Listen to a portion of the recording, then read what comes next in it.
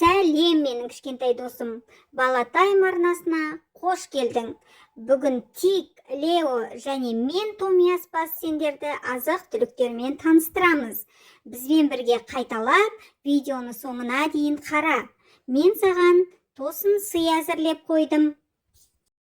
Нан ас атасы. Май. Таңғы асқа май жеген денсаулыққа пайдалы. Қант, балақай, тісің әдемі болсын десең, қантты аз жеу керек.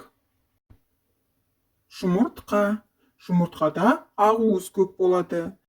Етті көп жесең, шымыр боласың. Сүт, балақай, жатарда жылы сүт ішсең, жақсы ұйықтайсың. Айран мен сүтте кальций өте көп болады. Су, таза су денсаулыққа өте пайдалы. Шырын,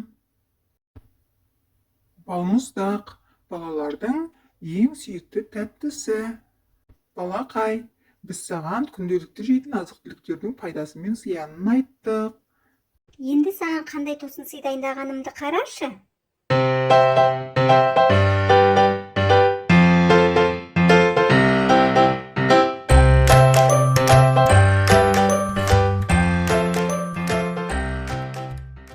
Кішкентай досым, саған тосын сый ұнады ма?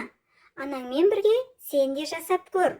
Ұнаса, менің арнама тіркеліп, лайк басуды ұмытпа. Сау бол!